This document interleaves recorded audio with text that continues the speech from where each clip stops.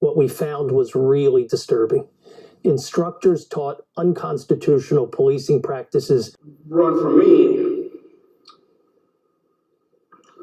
Somewhere along the chase becomes shut the f up, right? I'll get pepper sprayed, tased, windows broken out, motherfucker. Benigno jumped on her car hood, pointed a gun at her face, and told her he was going to shoot her. Almost 1,000 police officers know exactly what happened during the 2021 conference, and not one ever complained that there was anything short of great training. The man said great training. When this video is over, I want you to do me a favor and tell me which surprises you more.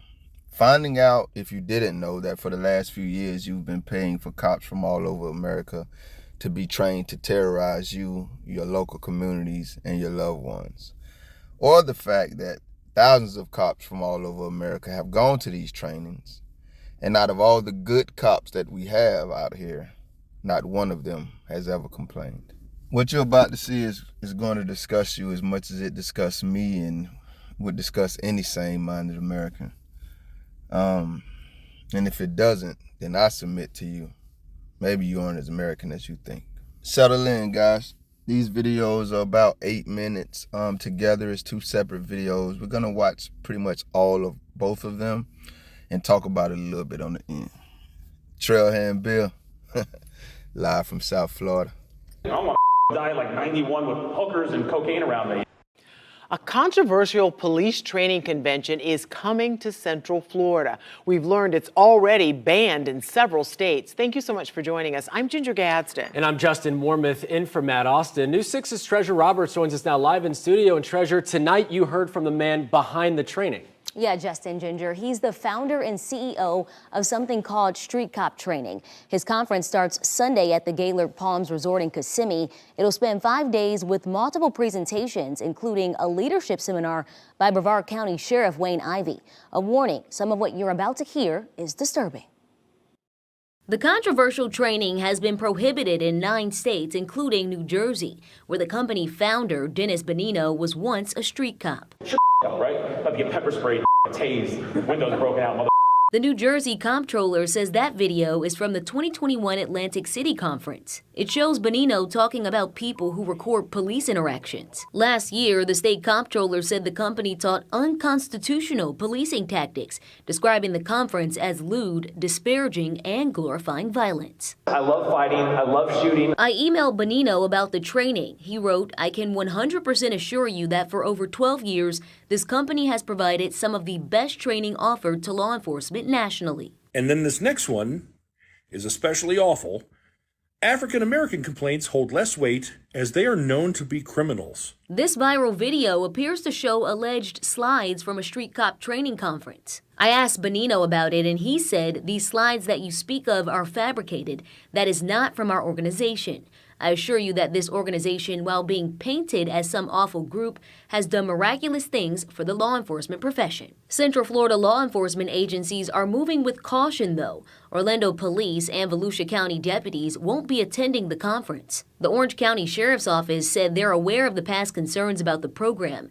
They plan to send 2 members of their training section to assess whether it is professional. Training is the most important component of any law enforcement agency, and for officers to receive the proper training is more critical today than it ever was before. I asked News 6 law enforcement analyst Orlando Rolone for his thoughts. One of the speakers at the training session said, I watched this car come off the highway, and I the out of the female driver. She doesn't want to me back, though. Is that appropriate? Absolutely not. I mean, that is totally uncalled for, totally inappropriate, and should never be, even if the person thought they were joking, that should never be part of any curriculum where our law enforcement officers are exposed to in a situation like that. For the officers who do plan to go to this training this weekend, what do you want them to keep in mind individually? I can only hope that those officers will basically stand to the test of what they have signed up for, which is to serve and protect, and to do so with honor. Orlando Rolone, a former police chief, says the state or law enforcement profession should create standards that must be applied for entities providing police training and conduct a thorough vetting process. The founder of Street Cop Training said much more about this conference. You can see his full statement on our website at clickorlando.com. Number one, that domestic terrorist coward ain't said a damn thing worth hearing or reading. He's up there bragging about choking people out, pepper spraying them, and et cetera, for absolutely nothing, while simultaneously telling us how much his training program has done for, air quotes, law enforcement officers. Anyway, guys, that was the first video, and by the time I got back around to profiling this situation, they were already in Florida. So now let's check out what happens there, which does even more to solidify the fact that this is nothing but concerning. And that is an extreme understatement. Meanwhile, next here tonight, hundreds of law enforcement officers are attending a private law enforcement conference in Kissimmee this week called Street Cop Training. A New Jersey Comptroller's Office report released late last year says the company taught unconstitutional policing tactics, glorified violence, and denigrated women and minorities at a 2021 conference in that state. Tonight, I-Team investigator Adam Walser is digging into that report and learns how your tax dollars have gone to support this controversial company. Like 91 with hookers and cocaine around me, you know? Why wouldn't that be your goal and objective? That's Street Cop Training founder Dennis Benigno musing about hookers and cocaine in a room full of cops. These girls are not as wealthy and they need to do things to make money. The video clip was released by the New Jersey State Comptroller's Office, which subpoenaed and obtained hours of footage from a 2021 conference in Atlantic City. What we found was really disturbing. Instructors taught unconstitutional policing practices. The report said instructors made over 100 discriminatory or harassing comments. If you're trying to get a little booty down your whatever you call it, okay, there's an approach. That's former West Baton Rouge Parish Sheriff's Reserve Officer Sean Paradisi, who also taught about vehicle pursuits. Run for me. Somewhere along the chase becomes. Street Cop's founder Benigno was seen in another clip discussing how he handles a civilian shooting video of him with a cell phone. Shut the f*** up, right? Let me get pepper sprayed, tased, windows broken out, motherfucker. Benigno resigned from the Woodbridge, New Jersey Township Police Department after a black woman alleged in a federal lawsuit that she was falsely arrested, racially profiled, and assaulted by the defendant officers based on her race and gender. The suit alleged Benigno jumped on her car hood, pointed a gun at her face, and told her he was going to shoot her. The case was settled by the township. Benigno is a featured speaker this week at a Street Cop conference at the Gaylord Palms Conference Center in Kissimmee. The I-Team went to Gaylord Palms, where we saw marked vehicles from at least 26 law enforcement departments in Florida and neighboring states. Haines City, Auburndale, and Sarasota police departments all had officers attending the conference at a rate of $699 per person, plus food and lodging. Those local agencies declined on-camera interviews. We went inside the conference center, which is open to the public and hosts multiple simultaneous events. I-Team photographer Matt McGlashan was confronted after he was spotted shooting a Street Cop sign with his phone in the hallway. I'm asking you not to come back, okay? Okay. So, Is there somebody we can talk to if I give you my card with Sure. cell phone number? Yeah, sure. Yeah, we want to talk to because, this is kind of a controversial yeah. conference, So and we wanted to I see don't know who how we it can is, talk to but about all if you this do stuff. come back, right, we're working with the sheriff's department, so you're not allowed to come back inside. So if you do come back, we're gonna go for another step. Do you understand, sir? Yeah. Multiple people wearing tactical gear looked on as we were approached again while trying to leave. Hello. Hey, how you doing? Good. You with the conference? No, sir. I'm with the hotel. Okay. Yeah, I'm one of the security managers here. Okay. Do we need to leave? Yeah, we just got reports you guys were kind of filming what's going on. We were just in the lobby. Is that okay? Gotcha. Security followed us in a golf cart as we left the property, just minutes after paying a $37 daily parking fee. We emailed the conference's press contact but didn't hear back. Benigno posted a video response to the New Jersey report on YouTube. Almost 1,000 police officers know exactly what happened during the 2021 conference, and not one ever complained that there was anything short of great training. Records show that since 2021, street cop training received payments from 5 Florida departments or agencies, including the Florida Department of Law Enforcement and the Department of Agriculture. The OSC report said Street Cop trained 2,000 New Jersey officers a year. Taxpayers paid for a training that normalized discriminatory and harassing behavior by public servants who were supposed to be held to very high standards. The company recently moved to Florida and declared bankruptcy in January. Records show Street Cop training owed Gaylord Palms nearly $250,000 at that time. Well, we were painted as the bad guys. We are, in fact, the good guys, creating better, more well-trained police officers for a country that expects the best. And then every friend of yours who you work with does 106 and a 50, you stop them on a job. Have a good one, right? I'm I-Team investigator Adam Walser with photojournalist Matt McGlashan, taking action for you. These motherfuckers crazy, man. Y'all see how he said his guard dog out there. You understand, sir? I don't know how it works. You know how it works, bro. That's why you came out there. That's why you ain't wanting them to document what was going on, man. What really gets to me is how openly and without shame, cops terrorize the American public. And then if you watch them like in a deposition or something, they go from straight pit bull guard dog to little miniature chihuahua puppy, man. It's like the pretend is just so deadly, but at the same time so phony, man. Look up George Pullman for me, man. I recently looked at a documentary about the guy the other day, man, and it struck me that what he did to his employees and to American citizens at the time in Chicago is exactly what America does to the American public, man. They give us a little something and to keep us contained and quiet and tamed, and we go for it every time. Listen, I got a little spirited in this video. It's gonna be one of my more spirited videos, man. I said what I said, I meant what I said. Didn't mean to offend anyone. Also in Savannah, Georgia, they've had a couple of shootings. That's my hometown. The last couple of days. I also noticed the government on, the local mayor, he's on the news. Hey man, we're investing in more police. We're investing in.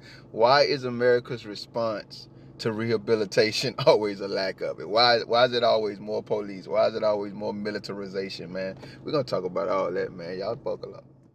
All right, when I first heard about this, which was months ago, I think, it must have been like the New Jersey thing, man. I don't know. It was a while ago. This has been going on for a minute.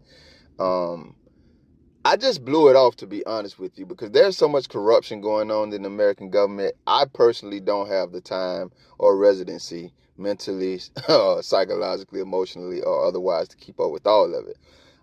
But I'm in Florida, right? And I'm noticing that Florida is quickly becoming America's epicenter for domestic terrorism / racism, whatever you want to call it. So when this case popped back up and they say they coming to Florida, I said, hey, that's the same, that I had recalled from months before when I heard about it. And then, like I said, by the time I circled back around, they were already here. And that's when I heard that, hey, it was $699 for almost $700 for the officers to attend these seminars, these conferences, these trainings. And for me, that's troubling, right? You'll often hear people say, well, police are, people too. Government agents are people too, specifically police. Yes and no. And the reason I say that is because of this right here, guys. If you murder a cop and they're off duty, then you're getting charged with murdering a cop. You're not getting charged with murdering a civilian. You know what I mean? You don't wear your job home with you. Police are police everywhere. If a cop murders you and he's off duty, he's going to be able to use his police affiliations, i.e. qualified immunity and other things, his buddies are going to cover for him, to just get that charge eradicated. I'm just telling you how it goes. It's very rare, a rare occasion when cops commit violence against citizens that they're charged with it. We all know this. So police can also arrest you. We've seen cases of cops shooting and killing people, on their own property. Like a citizen could have committed this act and it would obviously be a crime because it's a crime on the book. But because he's a cop, even though he's not in uniform or on assignment or on the clock at all, he gets those privileges. So that's what I mean when I say, yeah, cops are human and everything like that. Obviously, they don't get to separate themselves from their psychology, their emotions, et cetera, but they aren't human simply because they chose a particular career, whether they honor the oath of that career, whether they're good or bad at their career or not, they get the privilege that comes with that career. You know what I mean? So once I heard that they were paying to go there, it's already problematic once I know what the conference and the training is. But then I hear that we're paying for it.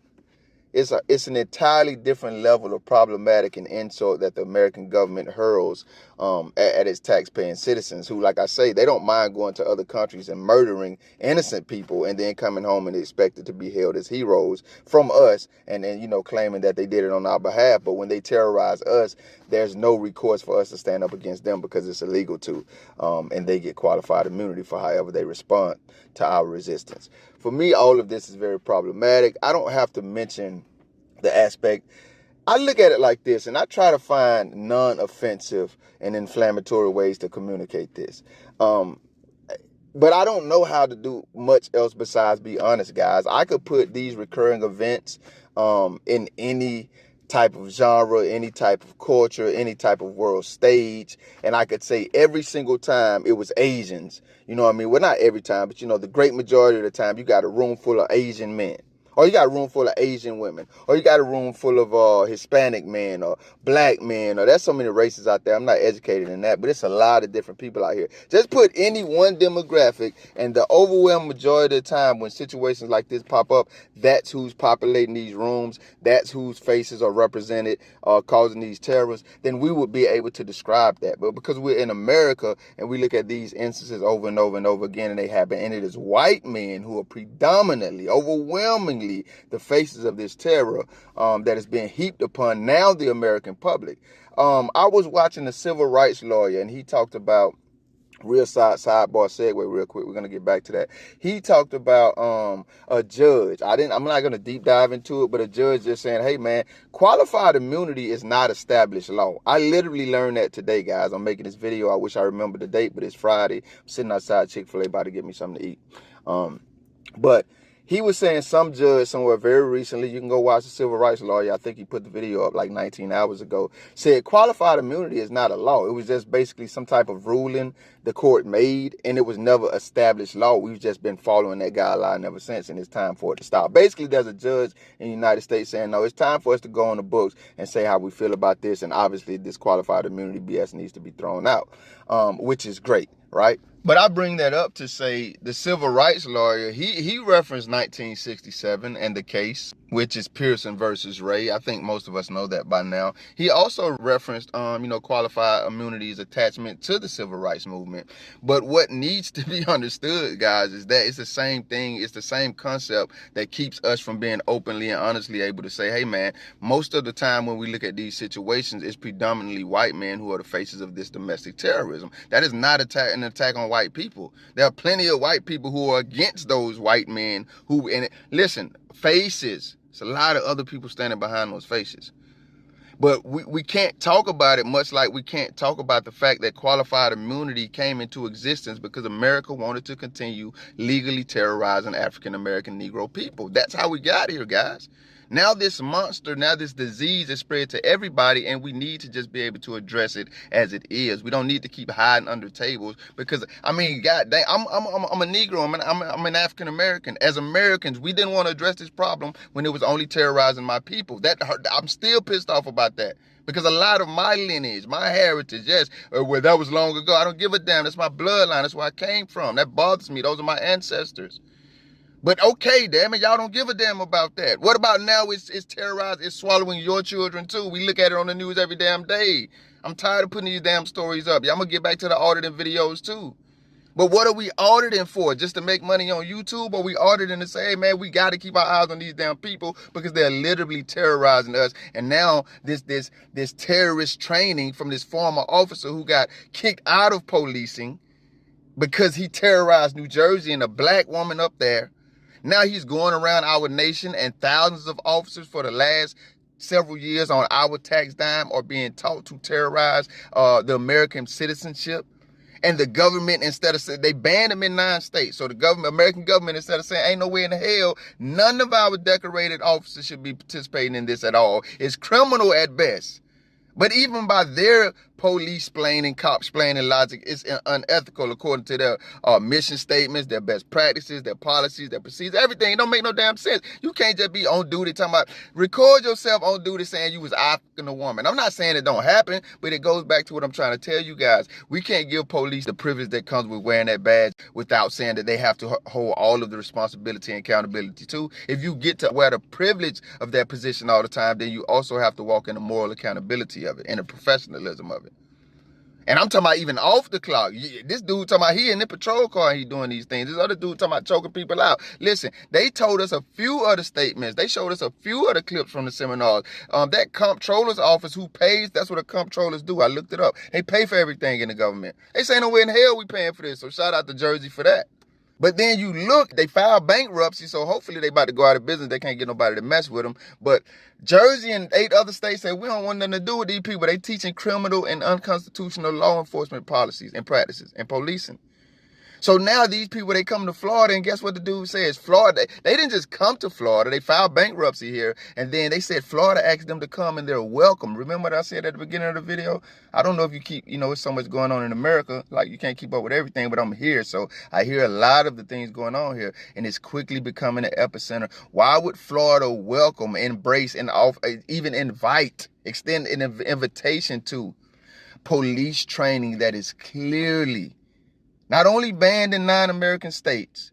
You even have Florida law enforcement agencies saying ain't nowhere in hell we want nothing to do with, while this Brevard sheriff is going over there to teach a class, and 26 other agencies are joining in on a tax dime, $700 per individual plus expenses. Why is that welcome here? You have to ask yourself those type of questions, even if they lead to uncomfortable answers. Trust me, guys, I'm black as hell. Sometimes I have to ask myself very uncomfortable questions about my people. I can give you a perfect example right now is on the world stage. And I'm looking at my people like, what in the hell is going on with us? How we responding to this? It's making us look stupid. We're making ourselves look stupid. So I just like to talk honestly about things. And that's why I asked the questions about, hey, why don't we talk more honestly about when we look at these circumstances in these rooms? I'm pretty sure there was some non-white cops in there, but damn it, if you look around, the dudes that even came out when they finally did come to Florida, and they came out and told the reporters, like, they just had paid to be here. They're here on a tax dime. And even though this is a private venue, it's open to the public. All right, y'all want us to go? Cool. This your property, I'll leave. But all you seen standing around with white guys, I'm not being racist or race baiting, pointing that out. We know what just happened. What was that at with the 5 black cops were arrested for killing Tyree? I'm not saying it's a white problem. I'm saying we have to talk honestly about every aspect of it. And one aspect that, because it makes certain people uncomfortable, we don't want to talk about. When we look in these rooms, when we look at these movements, it's predominantly the faces of white males. And I'm openly wondering what it is about America and white Americans that consistently produce this segment of white men who are obsessively preoccupied with dominating everyone and everything. Let me see if I can show y'all how my mind works real quick.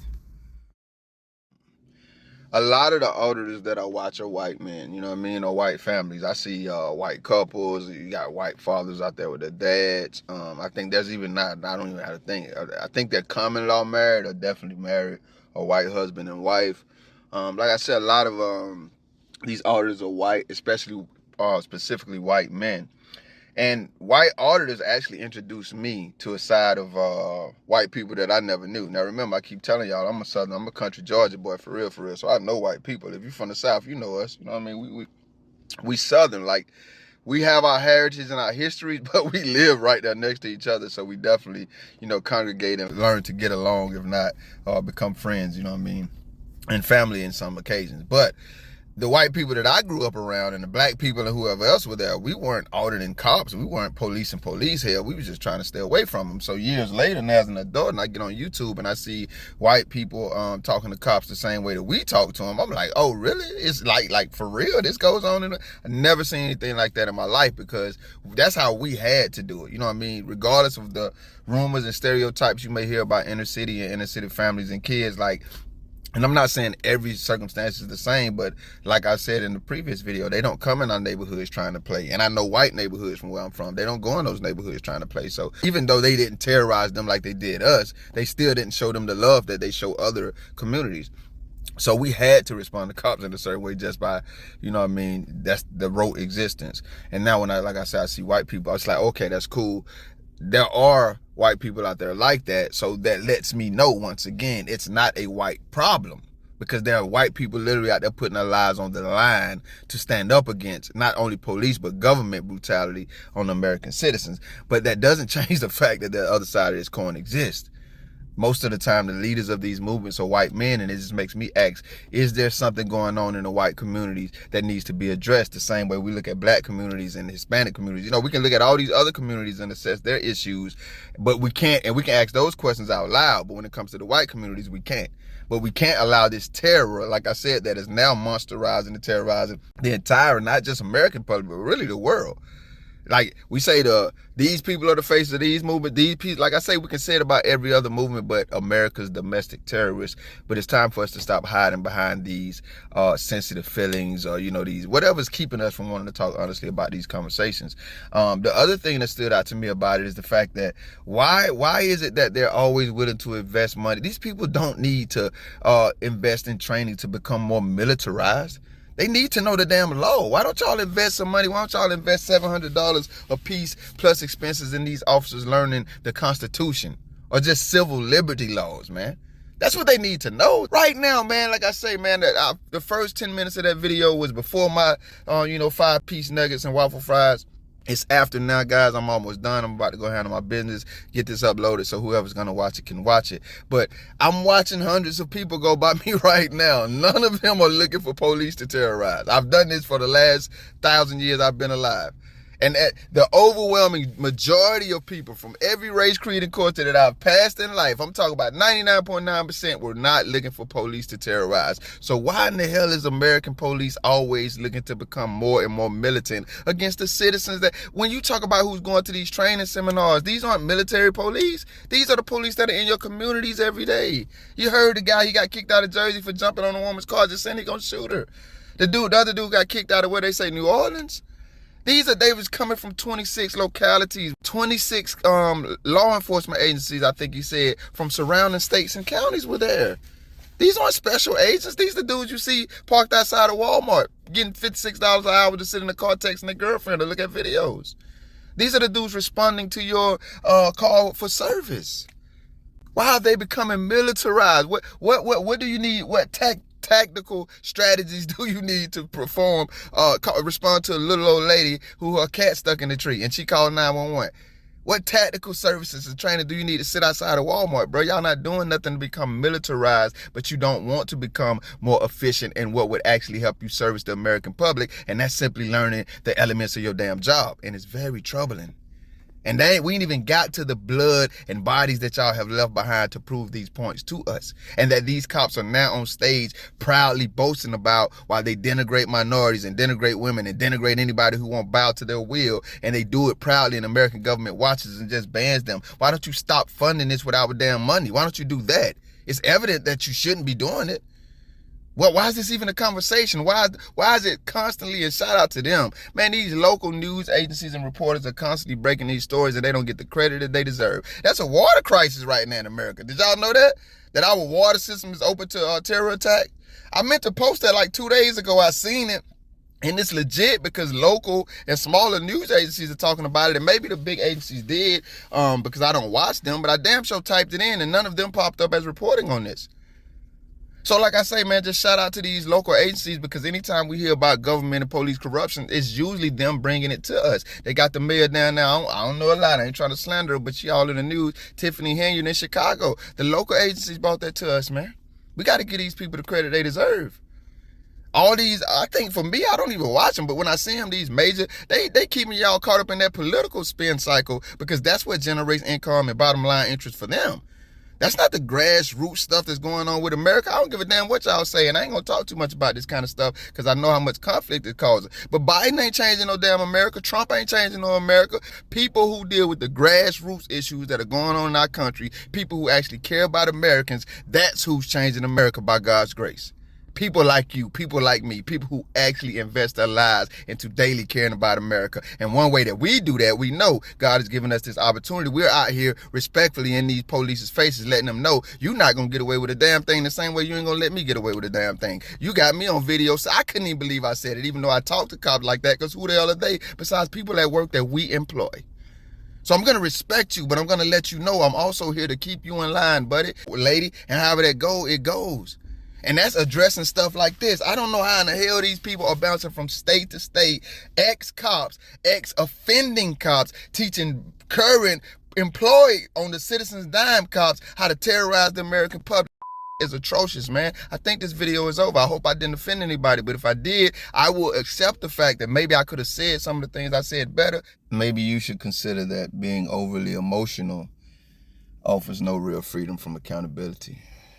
The truth won't always be a blessing to our emotions, but doesn't mean we don't need to hear it. There's an argument to be made that Paul was the second most influential person in the Bible after Jesus Christ himself. But the way he referred to himself was as the worst sinner ever. And then after that, he went on to write 13 books of the New Testament to the churches, encouraging them and telling them where they needed to do better and tighten up. Because his heart was really for God's will and for God's will for people. And since I have the same testimony, man, that's why I do and say some of the things I say. And I may be the wrong person to bring the conversation about us tightening up to the table and the specifics about that conversation to the table. But if ain't nobody else gonna do it. Thank you if you made it this far. If you liked the video, feel free to hit that thumbs up button. I greatly appreciate it. If you care to go a little further than that, maybe even subscribe, hit the notification bell. Check out a few of the other videos on the channel. Either way, y'all be safe. I don't want to die like 91 with hookers and cocaine around me. Shut up, right? About to get pepper sprayed, tased, windows broken out, mother. I love fighting. I love shooting. I can 100% assure you that for over 12 years, this company has provided some of the best training offered to law enforcement nationally. I assure you that this organization, while being painted as some awful group, has done miraculous things for the law enforcement profession. I watched this car come off the highway, and I the out of the female driver. She doesn't want to me back. These girls are not as wealthy and they need to do things to make money. If you're trying to get a little booty punani, whatever the hell you call it, okay, there's an approach. Run for me. Somewhere along the chase becomes. Almost 1,000 police officers know exactly what happened during the 2021 conference, and not one ever complained that there was anything short of great training. Records show that since 2021, street cop training received payments from 5 Florida departments or agencies, including the Florida Department of Law Enforcement and the Department of Agriculture. The OSC report said street cop trained 2,000 New Jersey officers a year. Taxpayers paid for a training that normalized discriminatory and harassing behavior by public servants who were supposed to be held to very high standards. And then every friend of yours who you work with is 106 and a 50, you stop them on a job. Have a good one, right? That's crazy as hell. For the last 12 years, the government has been taking our money and paying ex-terrorist agents to train current terrorist agents to terrorize us.